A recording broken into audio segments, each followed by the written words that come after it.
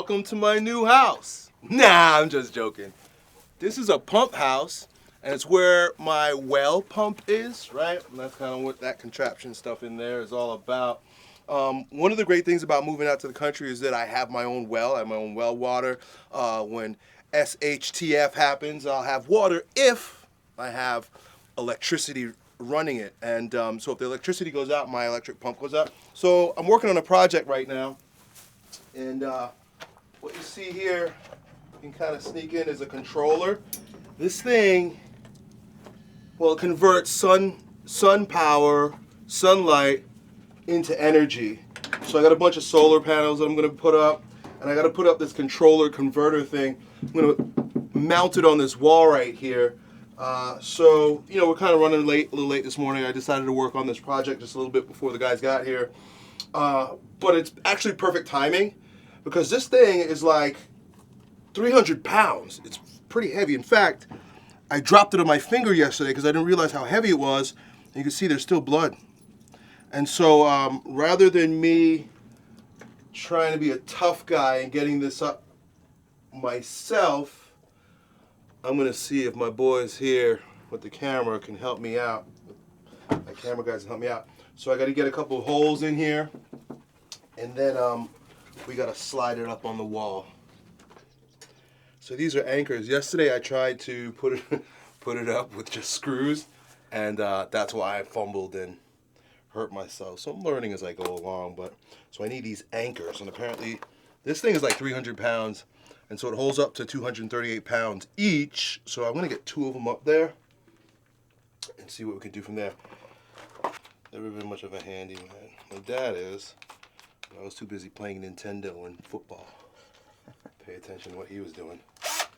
All right, let's give this a go. Doing that right. There it goes. And I stick it. So when I was living in the suburbs, and like I told you, I've been a prepper probably about 5 years now, right? I filled up a bunch of 5-gallon water barrel things. Then I bought like these 50-gallon blue barrels because I was going to collect rainwater. One thing you could totally do in Florida is collect rainwater. But then when I moved out here, I didn't need the buckets and the barrels anymore because I got well water. The problem with the well water is that if the electricity goes out, the pump stops and there's no water. What am I going to do? Dig? You know? So as far as preps are concerned, water is number one, right? Because you can live without food for a few days. You can live without other things, but water, like, you can't go 3 days without water, really. I think it's the rule of threes. 3 minutes without oxygen, 3 days without water, some shit like that. You figured it out. There it is, brother. Okay, good. All right. That was the easy part. Let's see if we could hang this bitch.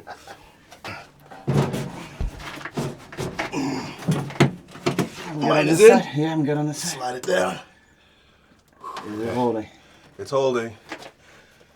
Looks pretty solid here too. Okay. Let's get some more screws in there. All right, let me finish up. I'll put one more here, there, and then be done. So, like I said, this is the controller and the converter. Back in the garage, I can show you my panels. I can show you my batteries.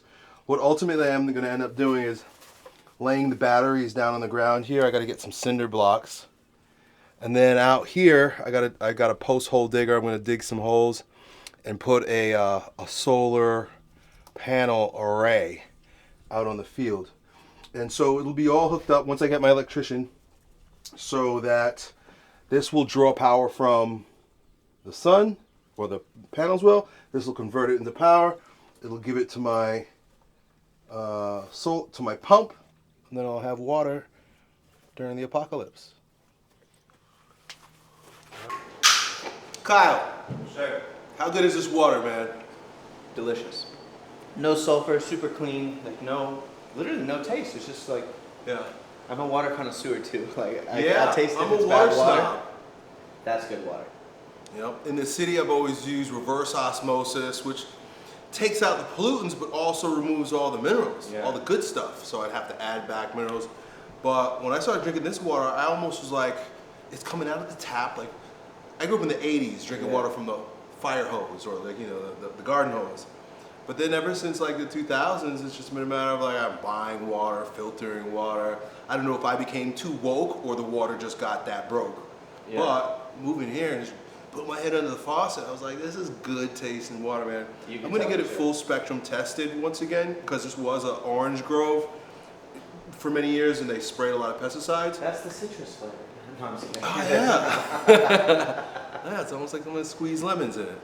But my neighbors, they say that shouldn't be a problem at all. Amazing. Just love this water, bro. Sweet. Yeah. Cheers. Yeah, everything can fall down around me as long as I got my water. I'm good. I'm gonna hit a moderate intensity knees over toes workout. I gotta be completely honest with you guys. I'm burnt out. I'm done. I'm done. I burnt myself out, and I've been reflecting on that since moving here and trying to take everything into my own hands and doing the strongman show. And I have a tendency. I have a big will, big ego, and so I loaded a lot of food on my plate, and I'm having a hard time metaphorically chewing it right now. So I can't wait till this show is over in October. I need a long break. I need to recover, re-strategize, and do things with more longevity in mind.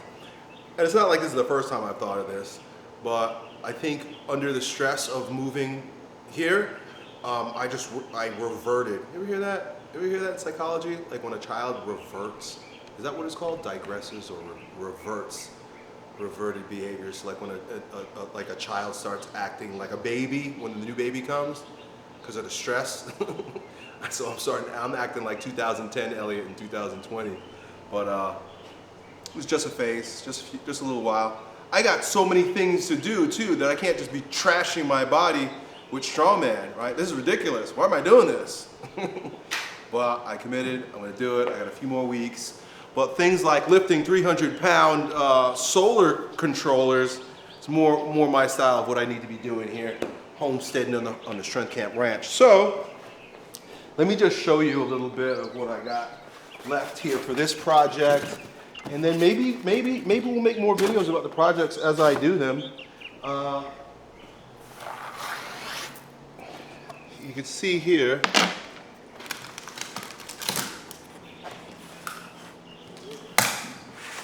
Here are my panels. So I've got about 16 panels that I'm gonna have to dig some post holes and concrete, and I got my concrete here, I got my post hole digger here. I'm gonna work on that. I also have these batteries. These are the batteries that store the power. And I use a lot of water because we irrigate. I got a big lawn. But also on my orchard, you know, everything is on irrigation, and I plan on growing more. So I might be storing more power than I actually need in these batteries for the tremendous, you know, for the amount of water that we're pumping. But the cool thing about this converter is that it also has a 110 outlet output, and so I can charge other things. I can plug other things into that if, you know, need be. On top of that, I have two other smaller home appliance solar generators from Generarc that are on the way. That'll be pretty cool. I decided to do this piecemeal with the well pump, and then these two smaller home appliance ones. You know, I could power my refrigerator and things like that. As opposed to when I was living in the suburbs and I got that big solar array on top of my house. It was a pretty expensive system, and I got a budget a little bit better now. I'm a little impulsive, right? So when the salesman came and was like, yeah, we'll just power your whole house with solar, I was like, sign me up. And then it took me like 3 years to pay that shit off. I don't want to do that again. I don't think I have the time to pay things off that way. So I'm doing it piecemeal, little by little. So in order of priority is water, and then is small appliances in the house, long-term sustainability. So that's why I have the orchard. Next step, which is going to be pretty soon here, because the county forces you to do things with your land that are productive, you know, agriculturally. And so I'll probably have a couple cattle. I spoke to a guy the other day who he's in the cattle business and the beef business, and I can probably fit about 6 to 8 cows on my property here. And you can actually look across the street, you might see the cows. I don't know if you can see them, but those big brown lumps, those are my neighbor's cows. So he's got cows over there. I'm surrounded by cows. I'm gonna put some cows on my property. And then I'm gonna follow that permaculture process where the cows come in, they eat the grass, and then they take a dump, they poop all over the place. Then I'll have the chickens come through. So I'll do cows and then chickens. The chickens will come through and they scrape through all of the cow poop looking for bugs. And as a result, they spread the fertilizer so that the grass becomes even greener when the cows rotate back around. So I've been watching a lot of Joel Salatin videos. I signed up for one of the courses. I bought like 8 of his books. He's one of those guys who writes a lot of books. And so I'm gonna kind of like dive into that as my lifestyle, right? Homesteading. Homesteading becomes a lifestyle. So while I'm doing that, I got you guys here with me. So I'm gonna hit a little bit of workout here. Hopefully you guys enjoy this video.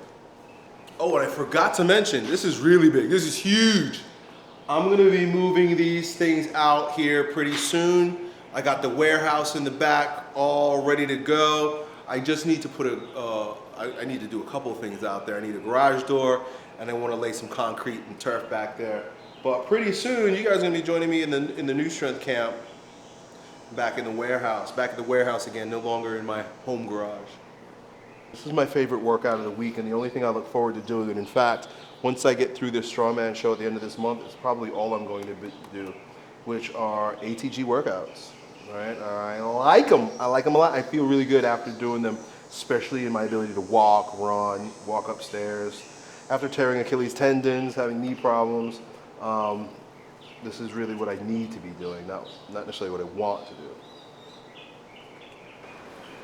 So I got a question for you guys today. I know normally you have questions for me, but what is your opinion of the state of the world right now, right? Like I allude to and admit, I'm a bit of a prepper. I'm trying to live like maybe our great-grandparents did, right? Like, because they were set in a different reality in the early 1900s, right? And they understood sustainability. They didn't take things for granted. The supply line wasn't a guarantee. They didn't have Amazon drone dropping shit to their houses. I mean, they didn't have all the modern conveniences, nor the 100 years of normalcy bias that makes us believe that things are just going to remain the same. If anything, 2020 taught us is that we're living on a house of cards, right? We think things are one way, but really, it could all turn around. And there are those who say that there's a convergence of multiple different, dare I say, evolutions or changes that are happening, not just socially on the planet, but also on the planet itself. Like, climate change is real. Now, is it being weaponized against us? I don't know. I tend to think so sometimes. But there are trends, there are weather trends on the planet that are causing massive food shortage. There are crop failures all over the country, all over the world, in fact. That's why China is buying up so much land and stressing, because they can't feed their population right now. They're our biggest importer. We export more food to China than anywhere else in the world.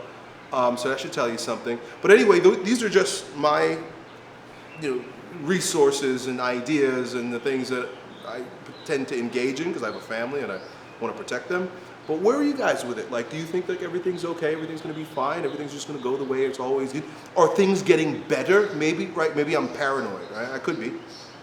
Maybe I'm paranoid and things really aren't getting worse, and we're coming together to this convergence of one world unity or some shit like that, whatever you think, and if you're a hippie.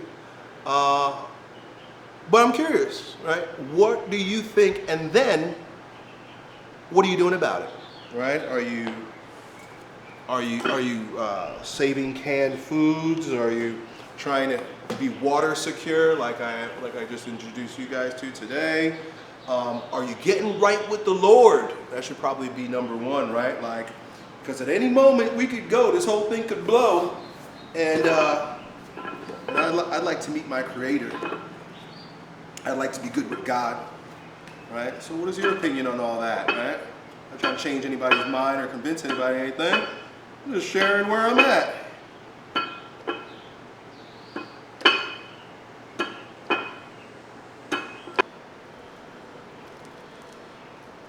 Elliot, we got a question from Nigsaga. Yo, Elliot, how do I build bulletproof forearms and wrists? Pick up heavy things and walk with them, right? So farmers carries, bro. Just grabbing some dumbbells and walking with them, man. All this will just blow up and get super strong. But you ever hear of carpal tunnel syndrome, right? That's people who the muscles that flex the hand grow too developed because they're typing all day, or you're on the phone all day, and then so by flexing this way, you're just kind of further facilitating some of the problems that people have. People in general, our bodies in general, tend to degrade towards flexion, right? Because what is this? This is the fetal position, right? When you're a baby, you're like this, fetal position in your mama's womb. To be a man is to be extended, right? So there's flexion and then there's extension. And you can think about that with everything throughout your body, and particularly the hands. So if you want bulletproof, like meaning injury proof, you also need to do extensions. I forget what you call this muscle. I think it's the brachialis, is analogous to the anterior tibialis. Remember I was talking about anterior tibialis? Well, this is extension, boom, right? This is dorsiflexion. That's flexion. So with the hands and the forearms, this is flexion, and just like the feet, this is extension. Look at my hands and my feet. Boom. So doing that for the feet helps build the extension muscles. But what you got to do, I have them, but they're inside. You get some rubber bands. They have rubber bands that have circles on them. Put your fingers in it, and you do these. You got to do these. I got to do more of them too. Otherwise, you end up with elbow problems even too, right? Because think about it also, tennis players, right? What do they get tennis elbow? Because what are they doing? Bang, flexion, flexion, flexion. So there's an overdevelopment of the flexion muscles in our whole body, really, but especially in the hands. So do the farmer's carries. You could do captains and crusher grips. You could do pinch grips. You could do hex hold grips. All these things are great, holding a dumbbell like that. But always follow it up with extension, extension, extension. And you can even stretch extension this way too. From Leo, yo, Elliot, how many hours of sleep should I be getting every night? Well, science and my experience says 8 to 10 hours. And I think just as the world becomes a bit even more anxious and weird, we need more sleep. And of course, you could train yourself to not need much sleep, like Navy SEALs and Army Rangers and shit like that. Guys who they're performing, they're needing to stress their bodies out in order to be able to handle their missions and stuff like that. So you got like Jocko Willings, is that his name? Jocko Wilkins, who's up at 4 o'clock in the morning, kind of brags about that. That's him. That's him. That's not what I'm gonna do. But if I do, that means I'm getting to bed at 8:30, which I do. I get to bed pretty early, 9-ish, within the 9 o'clock hour. And so I get 9, 10, 11, 12, 1, 2, 3, 4, 5. I get about 9 hours of sleep every night. And I think that's critical. I think that's important. And I also think it's important that you follow the circadian rhythm. Like life has its own nature, Earth has its own circadian rhythm, right? As the sun goes down, the body releases more growth hormone, testosterone, anabolic hormones, even resting hormones, right? Like melatonin and stuff like that. Also the pineal gland, right? Is that it? Is light sensitive. It's like a third eye, right? Our eyes are light sensitive. And so it recognizes when there's light, and then it starts stimulating other hormones in the body. So in the daytime, when we're stimulated by that light, even if it just touches our skin, the body starts releasing more catabolic hormones, right? Adrenaline, cortisol, these hormones that sort of wake us up and enliven us. So the best way to be healthy is to follow nature, right? Look at nature, follow nature. Nature will show you when it's dark, unless you're nocturnal, right? Like a wolf. When it's dark, it's time to go to sleep. When it's light, it's time to wake up. And so if you follow the patterns of the sun, you can't go wrong. Don't get me wrong.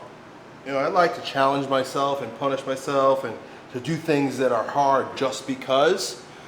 But I remember listening to, I don't remember who it was a YouTube video. Might have been Stan Efferding. He was like skipping your sleep in order to get a workout in, right? Like now some people are like, I get up an hour earlier so I can do cardio, right? And they're only getting like 6 or 7 hours of sleep. He says that's like stepping over dollars to pick up dimes. He's like, rather than getting up so that you can do more, sleep. Take that extra time to sleep so that your body can produce more. You will be in better shape. There are a lot of people who like, they take up the fitness lifestyle, their diet, their workouts, but they still have the circadian rhythm of a degenerate. And so they're wondering, like, why can't I lose weight? I'm cutting calories, I'm working out, but your hormones are all jacked up because you're not sleeping at night, right? Maybe too much caffeine during the day, or you're out watching Netflix or some other bullshit like that. So it really is like a foundational principle of good health, of fitness, of fat loss. You gotta sleep, bro, right? I know that's not sexy, but it works. It's the way you're designed.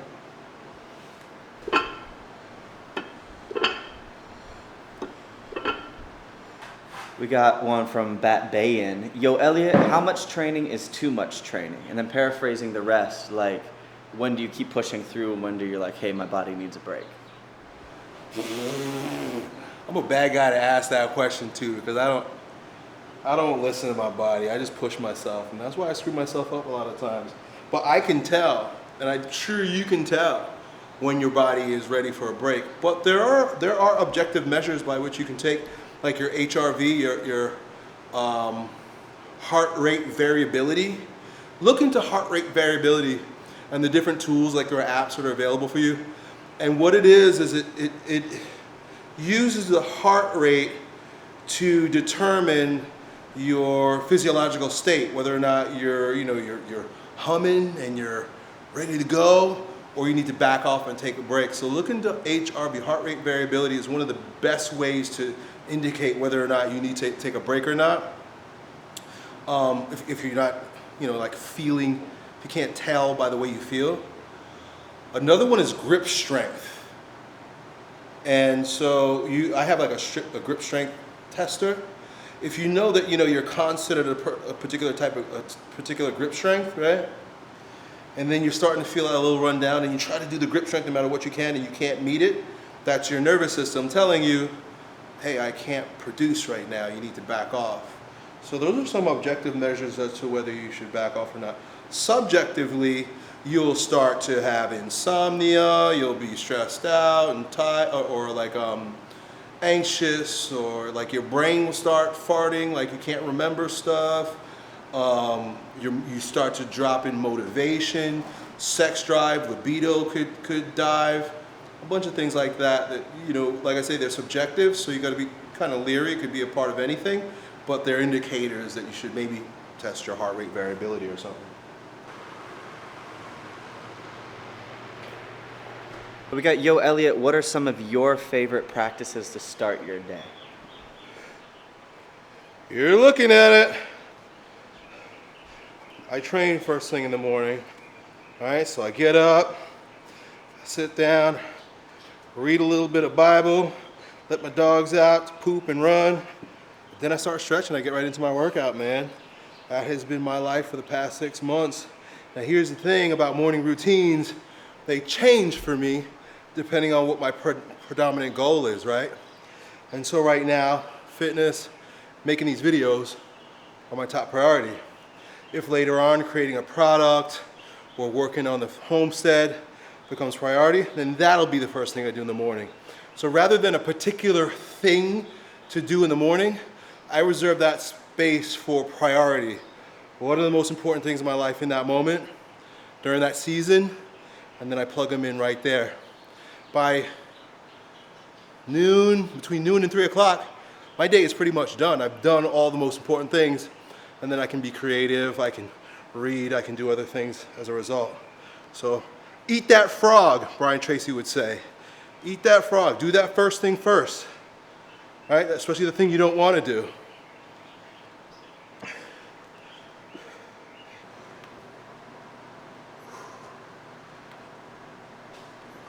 Yo, YouTube, so I feel some sort of shift happening, some sort of change coming, and you guys obviously gonna be hanging out here with me, are going to be present for that. Got the Strongman Show coming up, trying to stay focused, trying to grind on that, get that done, and then, as is every year, once fall rolls around for me, just a pattern I recognize in my life, things start to blossom. So I got a whole lot of ideas and a whole lot of projects that I want to unfold. Mainly for you would be getting the warehouse set up in the back and doing my workouts back there and starting an open gym and maybe doing strength camp clinics again, maybe doing some kind of an event. We'll see. But that inspiration is starting to flow. And so I've recognized in my life that inspiration happens in cycles, so I don't push it. I don't push the river. I allow it to be what it is. And so that season's coming. You guys will be present. It's going to be a great time. Let's see how the rest of this year wraps up. It's going to be amazing. I hope you guys enjoy the rest of your day, enjoy your week. Until next time,